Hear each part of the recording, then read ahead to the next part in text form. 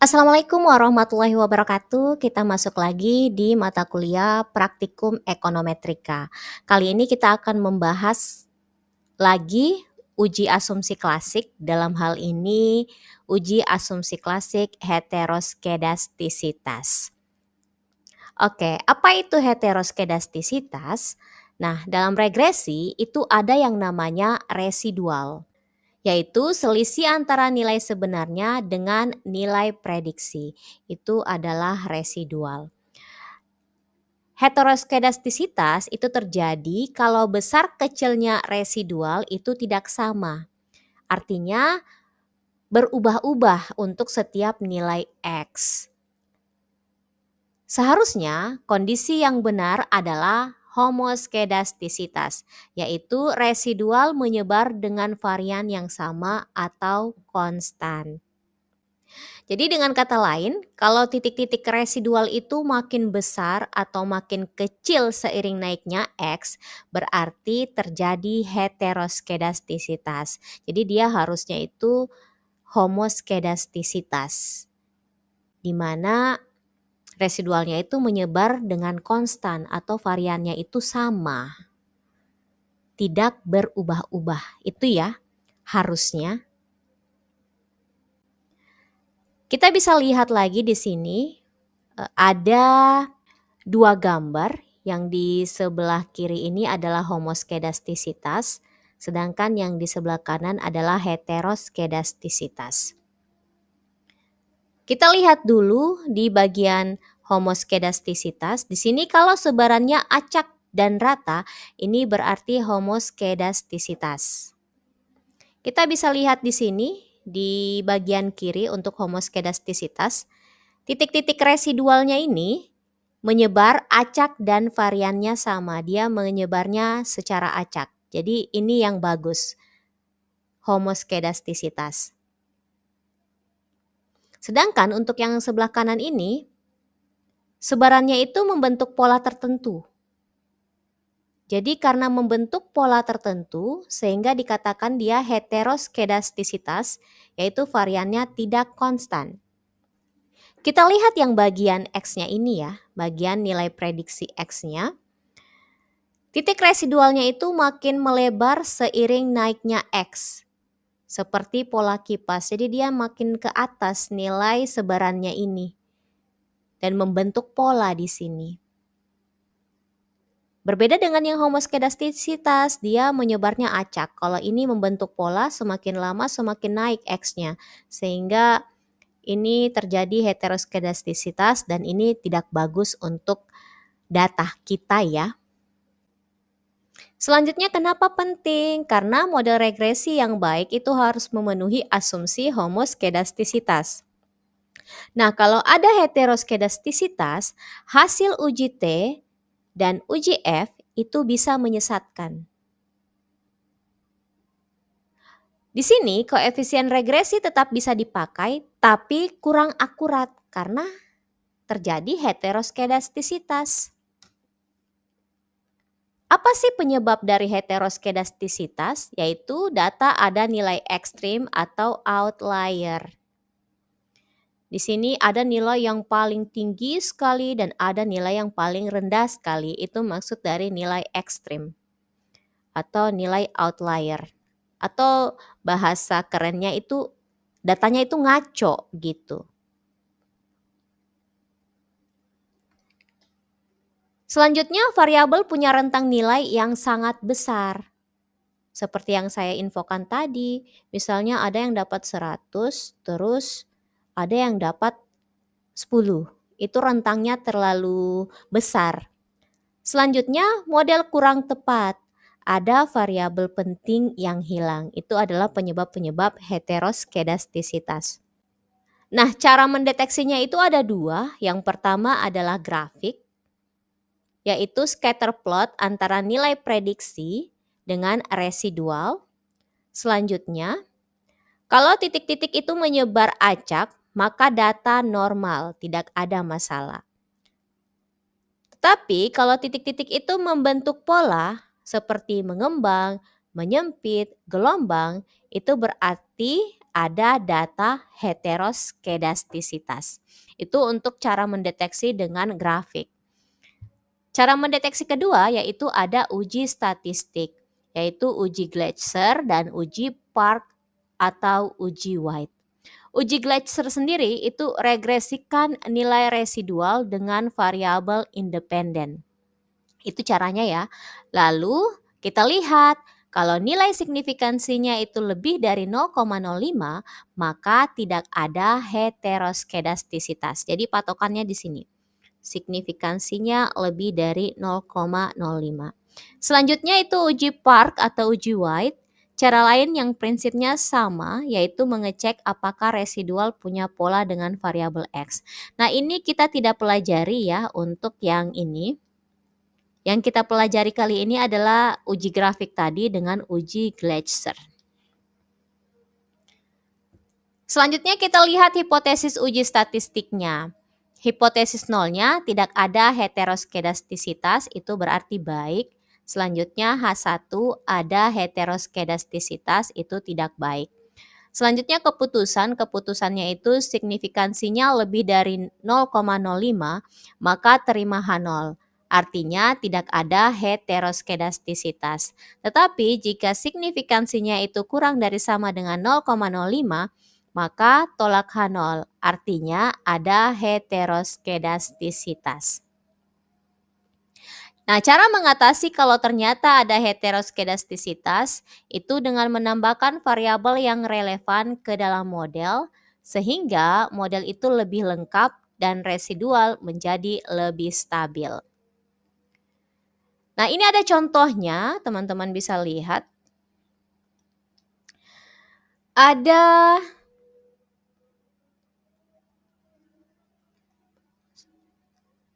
20 data X dan Y, di mana di sini soalnya Eva adalah seorang mitra SFC di Tira Satria Niaga. Dia ingin melakukan analisis regresi untuk melihat pengaruh besarnya komisi yang dia terima terhadap SL yang diperolehnya. Nah, SL ini adalah tambahan penghasilannya di mana SL ini bertambah kalau komisinya juga ikut bertambah. Jadi dipengaruhi oleh komisi dia. Jadi komisi itu mempengaruhi SL. Oke, ini adalah langkah-langkah uji heteroskedastisitas di SPSS. Ada 2 cara yang kita mau lakukan. Yang pertama dengan cara atau uji scatter plot. Di sini masukkan data ke SPSS, kemudian pilih menu analyze, kemudian regression, lalu pilih linear. Di variabel dependennya itu masukkan SL tambahan. Selanjutnya untuk independen, masukkan komisi. Lalu klik save. Centang unstandardized residual dan unstandardized predict values. Nanti akan muncul variabel baru yaitu res1 dan pre1. Lalu di sini kita buat scatter plotnya. Di menu kita pilih graphs, kemudian legacy dialogs, kemudian scatter plot atau dot, lalu simple scatter. Di sini x-aksisnya itu sama dengan pre1 atau nilai prediksi. Dan y-aksisnya itu kita pilih residual 1 atau residual, kemudian kita klik OK. Lalu di sini kita interpretasikan, jika titiknya itu menyebar acak, berarti tidak ada heteroskedastisitas. Tetapi jika ada pola, misalnya mengembang atau menyempit, berarti ada heteroskedastisitas. Jadi itu cara dengan scatter plot. Selanjutnya ini adalah langkah uji heteroskedastisitas kedua, yaitu dengan uji Gleiser. Teman-teman bisa lihat langkah-langkahnya ya. Nah, caranya untuk melihat heteroskedastisitas, kita lihat langsung pada tabel koefisien. Jika signifikansinya itu lebih dari 0,05, maka tidak ada heteroskedastisitas. Tetapi jika signifikansinya itu kurang dari sama dengan 0,05, maka ada heteroskedastisitas. Nah, untuk lebih jelasnya kita langsung saja masuk ke SPSS ya. Oke, kita langsung saja buka Excel. Kita copy datanya, kemudian kita paste ke sini.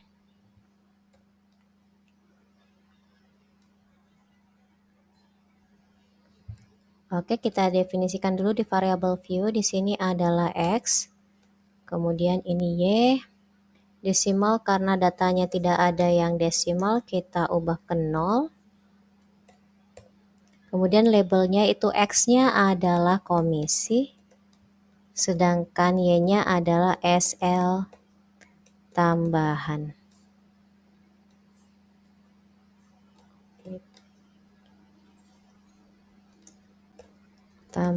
Ya. Terus align-nya ke center seperti biasa. Kalau center itu biasanya lebih rapi. Measure-nya itu adalah scale. Sudah semua kita definisikan, kita ke data view. Sudah ya, sudah terdefinisikan ini adalah X atau dalam hal ini adalah komisi, sedangkan Y adalah SL tambahan. Oke, kita langsung eksekusi ya datanya. Pertama, kita pilih menu analyze, kemudian pilih regression, pilih regress linearnya. Kemudian dependen itu kita masukkan Y ya, dalam hal ini adalah SL tambahan, sedangkan X itu adalah komisi, kita masukkan ke independen. Lalu kita pilih save. Kita centang unstandardized residual yang di sini dan unstandardized predict value. Kita continue, lalu oke. Kita abaikan dulu hasilnya ini, kita lihat di sini. Terlihat bahwa muncul variabel baru, dalam hal ini ada pre1 dan res1. Agar hasilnya cantik, kita ini saja di sini ya, desimalnya kita taruh 1. Boleh, supaya tidak terlalu banyak. Kemudian ini masih right. Kalau dia right kan jelek sekali terlihat ya. Kita pilih center. Ini juga center.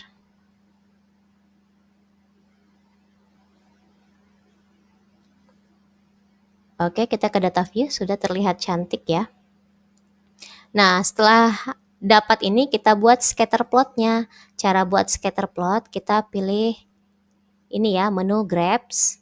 Kemudian di legasi dialog ini kita pilih scatter atau dot. Yang ini ya, langsung ke sini. Nah, kita pilih simple scatter. Kita define, kemudian pilih define. Nah, di sini di bagian x-axis itu kita masukkan pre1 yang ini di x-axis. Kemudian y-axis itu kita masukkan residual 1 atau bagian residualnya. Lalu kita klik OK.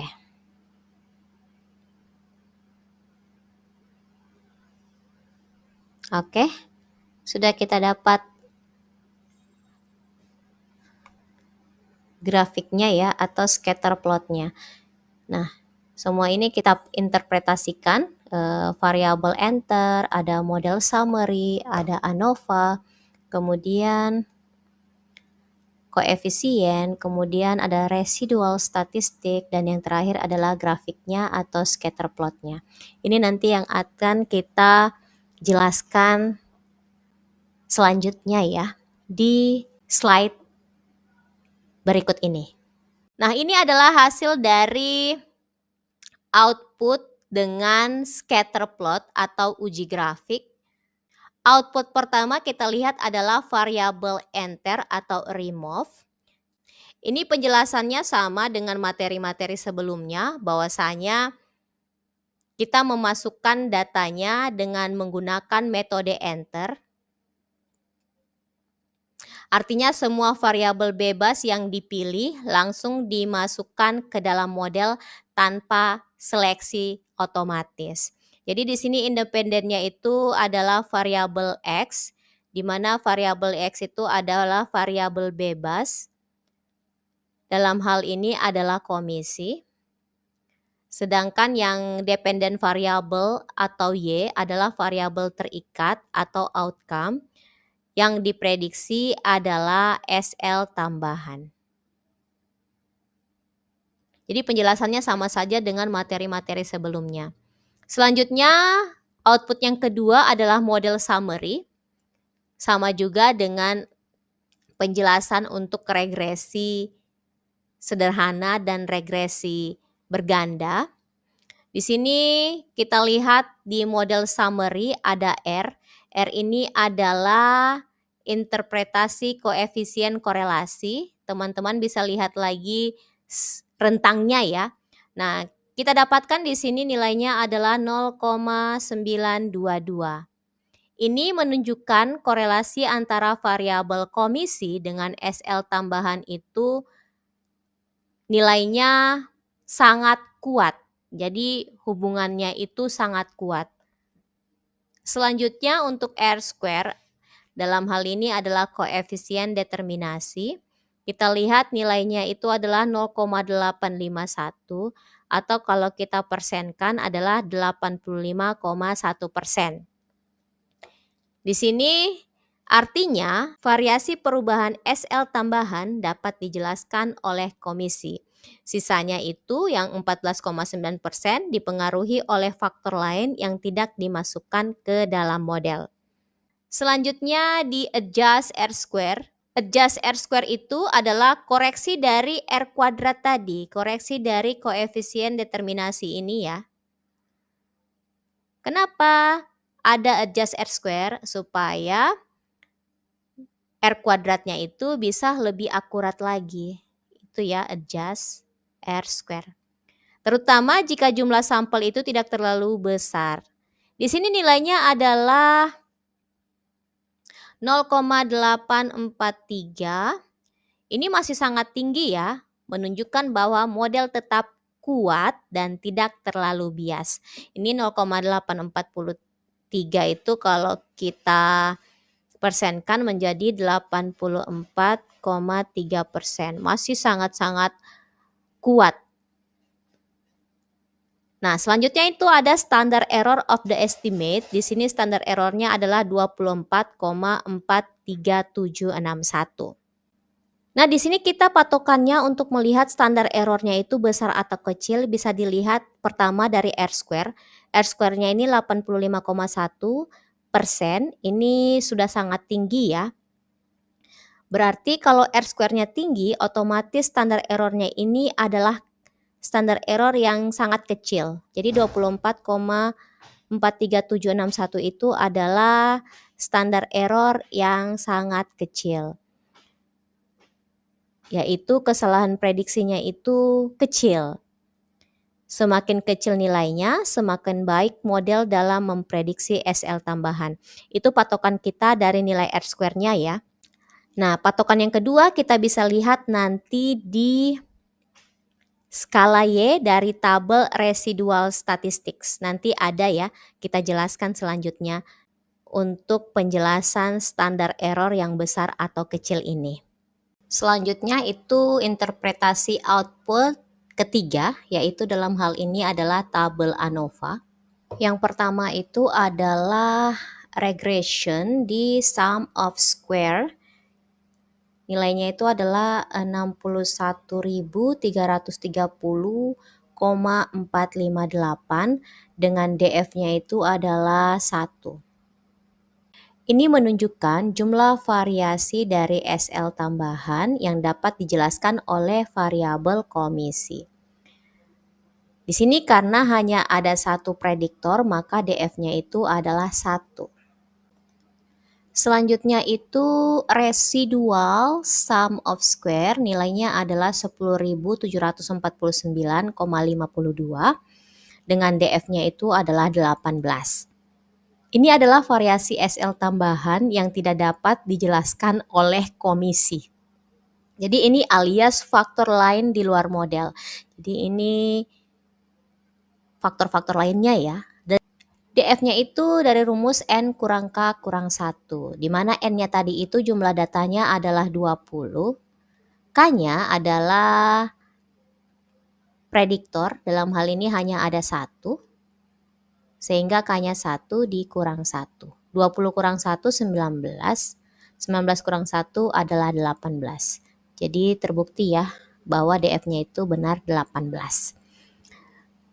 Selanjutnya itu untuk total itu bisa dijumlahkan antara regression sum of square dengan residual sum of square, didapat nilainya adalah 72.080,000.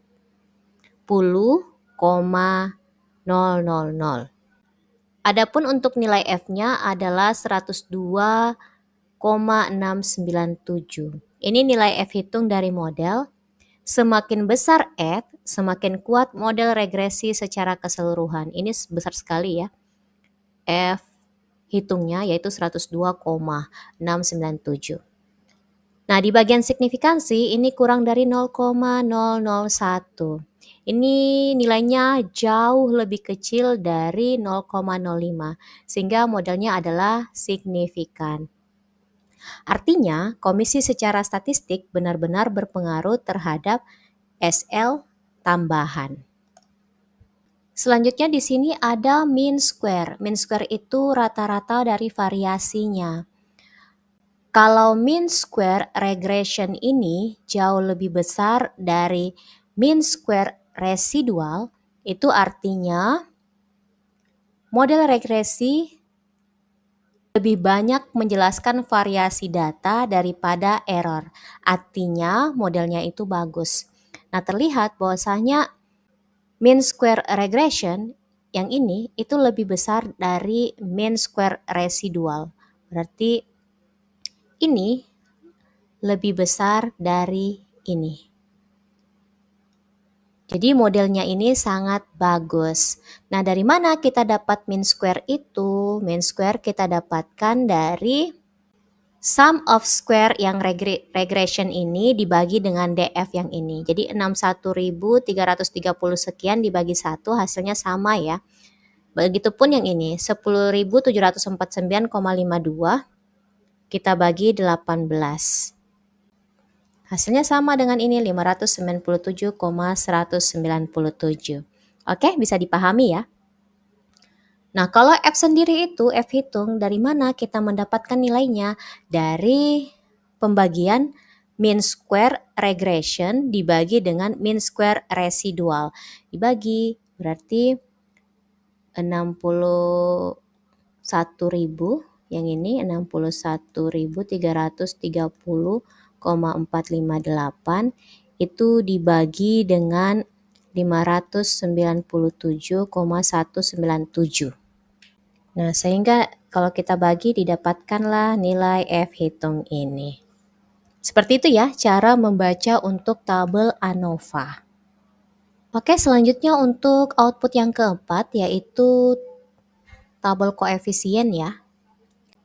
Di sini intinya ya kita mendapatkan rumus dari regresinya, yaitu di bagian unstandardized B ada konstan dan komisi. Jadi SL tambahan itu sama dengan negatif 363,961 ditambah dengan 0,294 dikali komisi. Ini adalah rumusnya, dia dari rumus umum yang ini ya.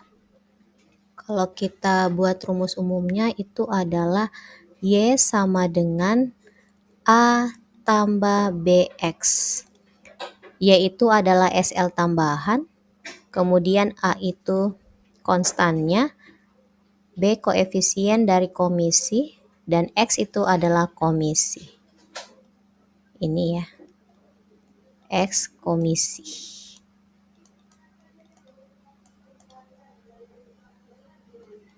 Yaitu adalah ini tadi SL tambahan.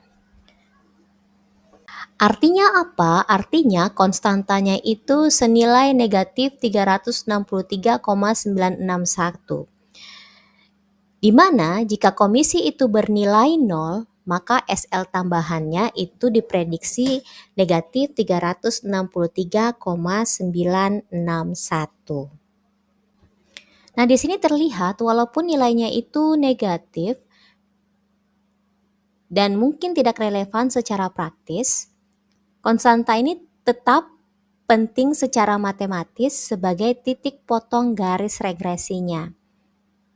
Jadi konstanta ini lebih kita anggap sebagai penyeimbang model, bukan hasil yang perlu diinterpretasi secara ekonomi. Nah, selanjutnya untuk koefisien komisi kita dapat di sini nilainya adalah 0,294. Nah, inilah angka utama yang perlu kita perhatikan ya. Di mana ini artinya setiap kenaikan satu satuan komisi akan meningkatkan SL tambahan itu sebesar 0,294 satuan. Jadi ketika naik satu satuan komisi, maka SL tambahannya itu naik sebesar 0,294. Jadi seperti ini. A ditambah BX, A tadi itu negatif 363,961 ditambah dengan B-nya 0,294. X-nya itu kita bisa dikalikan dengan 1, 2, dan seterusnya. Nah, ketika naik satu satuan, maka SL tambahan ini naik juga sebesar 0,294. Gitu ya. Kalau dia nanti juga dikali 2, berarti dia naik sesuai perkalian dari ini. Begitu ya seterusnya untuk yang koefisien komisi 0,294.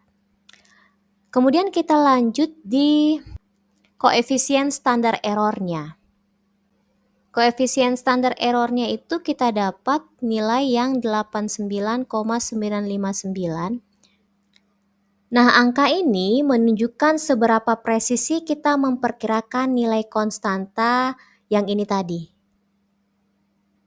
Nah, karena nilainya ini cukup besar, 89,959, artinya perkiraan untuk konstanta ini kurang presisi dibanding variabel komisi. Tetapi biasanya kita tidak terlalu fokus ke konstanta dalam analisis ya, karena fungsinya itu lebih sebagai titik awal model. Jadi kita tidak usah perhatikan ini. Yang kita perhatikan di koefisien standar error adalah nilai yang komisi tadi, yaitu 0,029. Inilah nilai yang paling penting. Di sini nilainya kecil, yaitu 0,029. Berarti estimasi koefisien cukup stabil dan presisi. Jadi semakin kecil standar error, semakin yakin kita bahwa nilai koefisien itu mendekati kebenaran dari populasi. Jadi yang kita perhatikan yang ini, dia standar errornya itu kecil sekali, yaitu 0,029. Selanjutnya kita masuk ke penjelasan standardized koefisien beta. Nah, beta ini digunakan untuk melihat seberapa kuat pengaruh variabel dalam skala standar. Nilainya itu kita dapatkan adalah 0,922. Tergolong ini sangat tinggi ya, sehingga bisa disimpulkan bahwa komisi memiliki pengaruh yang sangat kuat terhadap SL tambahan. Nah, pada regresi sederhana, nilai beta ini biasanya mirip dengan nilai R. Nilainya mirip dengan R. Coba kita lihat ya, ini nilai standardized koefisien beta adalah 0,922. Nah, benar. Ini nilainya mirip dengan ini, 0,922 untuk regresi sederhana. Nilainya yang beta sama. Selanjutnya kita masuk ke penjelasan untuk uji signifikansi ya. Di sini T-nya itu adalah 10,134. Kita lihat yang ini ya. Dengan signifikansinya itu kurang dari 0,001. Di sini nilai T-nya yang besar dengan p-value-nya sangat kecil, yaitu kurang dari 0,001. Ini menegaskan bahwa komisi benar-benar signifikan. Artinya, pengaruh komisi terhadap SL tambahan bukan terjadi karena kebetulan, melainkan terbukti secara statistik. Oke, selanjutnya ke output yang kelima yaitu residual statistik. Nah, di sini nanti kita bisa melihat besar kecilnya standar error, bisa dilihat dari sini juga. Selain yang tadi ya, selain yang dari R-square ini, kita lihat apakah standar error yang ini tadi, yang kita sudah jelaskan sebelumnya, itu memang kecil atau tidak, kita bisa ke tabel residual tadi. Komponen dalam tabel residual statistik itu yang pertama adalah predict value atau nilai prediksi yang ini. Di sini kita lihat rentangnya adalah 459,2671 sampai dengan 635,6730. Yaitu di sini adalah nilai minimumnya dan ini adalah nilai maksimumnya. Kita lihat rata-ratanya. Rata-ratanya atau minnya adalah 546. Sedangkan standar deviasinya atau standar deviationnya itu adalah 56,81478.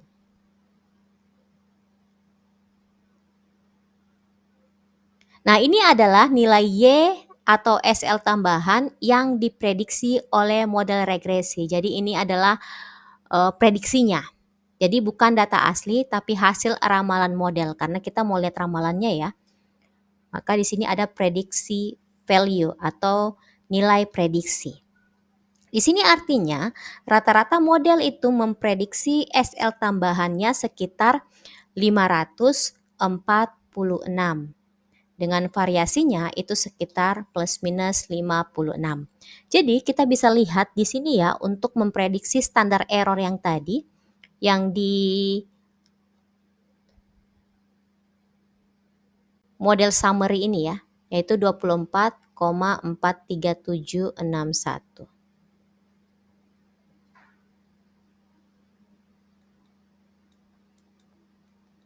24, ini standar error tadi ya, standar error atau STEE.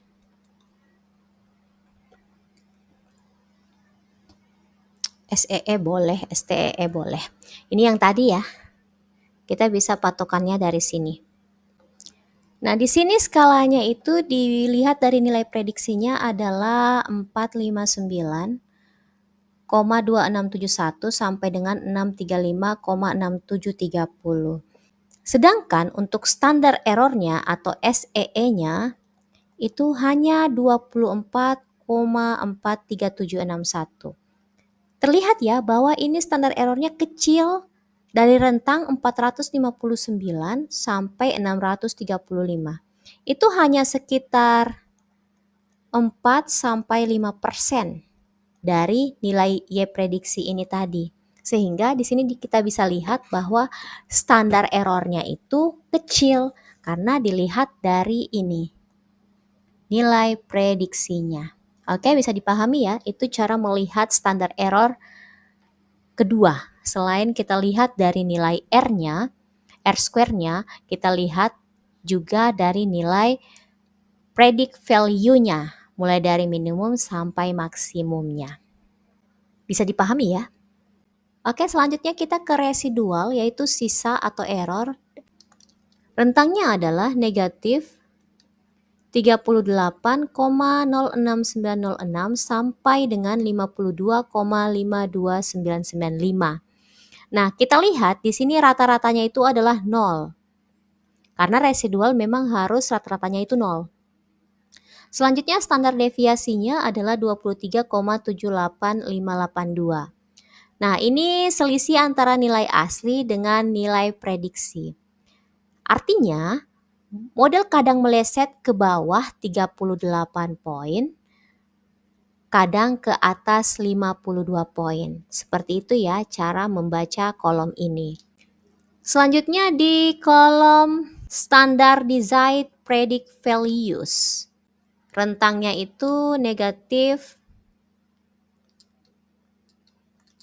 1,527 sampai dengan 1,578. Dengan min-nya itu atau rata-ratanya 0 dan standar deviasinya itu 1. Nah, ini sama dengan predict value, tapi sudah dalam bentuk skala standar Z-score. Yang ini ya, sudah dibentuk dalam skala standar. Fungsinya itu untuk memudahkan membandingkan data yang skala aslinya berbeda-beda. Nah, selanjutnya yang terakhir adalah standardized residual. Di sini rentangnya itu, saya selalu lupa negatif. Negatif, dan itu sangat berpengaruh. Negatif 1,558 sampai 2,150. Dengan rata-ratanya itu 0 dan standar deviasinya adalah 0,973. Di sini residualnya sudah distandarkan ya.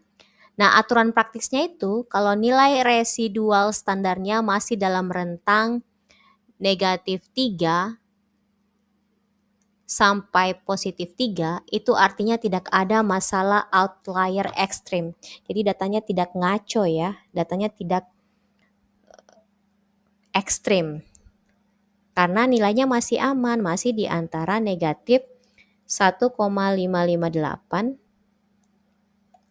sampai dengan 2,150, masih di sekitaran sini. Jadi SL tambahannya itu dipengaruhi oleh komisi, atau komisi itu mempengaruhi SL tambahan. Begitu ya cara melihat atau membaca output kelima ini. Nah, di sini bahasa simpelnya agar kita bisa pahami. Pertama, predict value. Predict value ini adalah hasil ramalan model. Itu ya simpelnya. Kemudian yang kedua adalah residual. Residual itu adalah selisih ramalan dengan kenyataan. Yang ketiga adalah standar predict value atau standardized predict value, yaitu ramalan yang sudah diskalakan ke bentuk standar. Selanjutnya yang keempat adalah standardized residual, yaitu error yang sudah distandarkan, dipakai untuk cek apakah ada data yang ngaco atau apakah ada data outlier atau data ekstrim. Itu untuk penjelasan simpelnya di tabel residual statistik. Selanjutnya untuk hasil yang keenam itu bisa dilihat ya, kita membaca grafiknya. Di sini titik menyebar acak di atas dan di bawah. Ini acak ya, dia menyebarnya dari 0 ini. Dan kalau kita lihat atau kita baca grafik ini, tidak ada pola tertentu dari titik-titiknya. Sehingga dapat disimpulkan bahwa tidak terjadi heteroskedastisitas dan asumsi terpenuhi. Jadi ini grafiknya homoskedastisitas.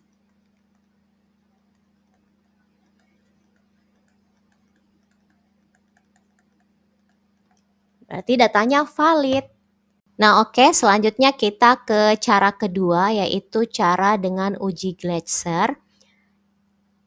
Kita langsung eksekusi saja ya, karena kita sudah masukkan nilai X dan Y-nya, di mana X itu adalah komisi dan Y adalah SL tambahan. Di sini kita buat dulu variabel barunya sama dengan langkah sebelumnya. Kita pilih analyze, kemudian regression, dan kita pilih linear. Di sini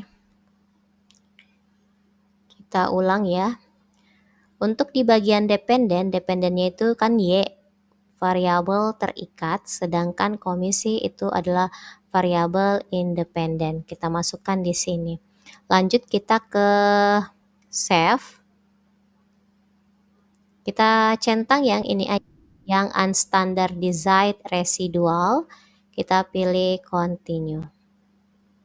Kita klik OK. Kita abaikan dulu hasilnya. Kita dapat ya residual 1. Oke, ini desimalnya kita pilih 1 saja supaya tidak terlalu banyak terlihat datanya. Kita pilih center. Oke, dapat ya. Oke, sekarang kita uji dengan uji Gletser. Caranya itu pertama pilih transform, kemudian compute variable. Nah, di target variable ini kita ketik ABS residual atau ABS res, dan di numeric expression itu kita ketikkan ABS res 1. Kemudian kita oke. Kita abaikan dulu hasilnya, didapatkanlah nilai absolute residualnya. Di sini kurang rapi karena datanya tidak di tengah. Kita ganti sini align-nya jadi ke center. Oke. Sudah.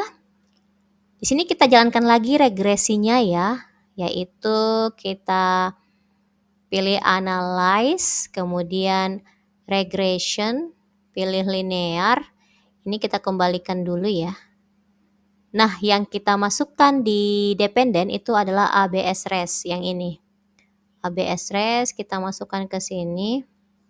Kemudian komisi kita masukkan ke sini. Oke, setelahnya kita klik OK. Nah, yang kita jelaskan adalah yang koefisien ini saja. Ini yang uji Gletser, kita fokus ke nilai koefisien ini saja.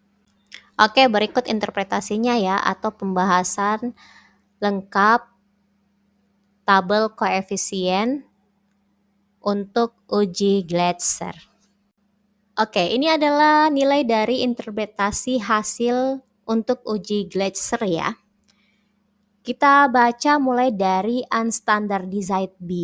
Di sini konstannya itu adalah 39,899. Ini adalah nilai intercept, di mana artinya jika variabel bebas dalam hal ini komisi bernilai 0, maka nilai residual absolut itu diperkirakan sebesar 39,899. Jadi yang bagian ini adalah konstannya. Selanjutnya untuk komisinya itu adalah negatif 0,007 yang ini. Ini koefisien regresi untuk variabel komisi bernilai negatif, yaitu negatif 0,007. Artinya, jika komisi naik satu satuan, maka residual absolut diperkirakan turun sebesar 0,007. Itu cara membaca kolom yang ini, unstandardized B. Selanjutnya untuk yang standar error, yang ini, didapat nilainya adalah 55,405. Nah, ini adalah standar error untuk konstanta. Besarnya menunjukkan seberapa jauh perkiraan konstanta itu bisa meleset jika dilakukan sampling berulang. Gitu ya. Di sini nilainya cukup besar yang ini, tapi sekali lagi ini bukan fokus utama uji Gletser. Kita abaikan. Selanjutnya kita fokus ke komisi. Komisinya adalah 0,018. Nah, di sini standar error untuk koefisien komisi. Terlihat jelas bahwa angka ini relatif kecil, artinya estimasi koefisien komisi itu cukup stabil. Jadi ini yang kita perhatikan. Konstanta tidak. Selanjutnya untuk standardized koefisien beta. Di sini angkanya terlihat negatif 0,092. Jadi angka ini adalah versi standar dari koefisien. Digunakan untuk membandingkan kekuatan antar variabel bebas jika jumlahnya lebih dari 1. Itu untuk standar koefisien beta. Nah, karena ini uji Gletser hanya satu variabel, nilai beta ini bukan fokus utama kita. Jadi kita abaikan saja ya. Kita ke T hitung. T hitungnya itu adalah di bagian konstan adalah 0,720, sedangkan di komisi adalah negatif 0,392. Nah, nilai T ini menunjukkan seberapa besar pengaruh variabel bebas terhadap residual absolut. Tetapi, kita tidak menggunakan T hitung ini secara langsung di uji Gleiser ya, melainkan fokus pada nilai signifikansinya. Jadi kita nggak usah fokus di sini untuk uji Gleiser, kita fokusnya di sini, signifikansi. Berapa signifikansinya? Kita lihat signifikansi yang untuk konstan adalah 0,481. Nah, 0,481 ini dia lebih dari 0,05. Itu artinya tidak signifikan. Artinya konstanta bukan faktor yang berpengaruh pada residual.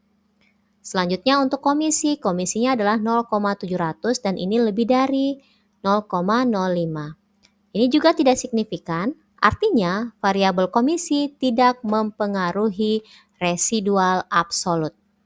Nah, karena nilai signifikansinya itu lebih dari 0,05, baik untuk konstanta maupun komisi, maka tidak ada yang namanya heteroskedastisitas. Model regresi ini dinyatakan lolos uji asumsi klasik heteroskedastisitas.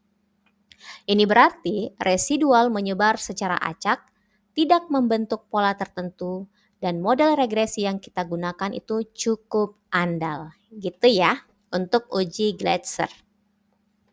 Oke, kita masuk di kesimpulan. Pertama, dengan scatter plot. Jika sebarannya acak, berarti tidak ada masalah. Selanjutnya dengan uji Gleiser, di sini kita menggunakan signifikansi. Jika signifikansinya itu lebih dari 0,05, berarti tidak ada heteroskedastisitas. Model regresi layak digunakan karena memenuhi asumsi homoskedastisitas.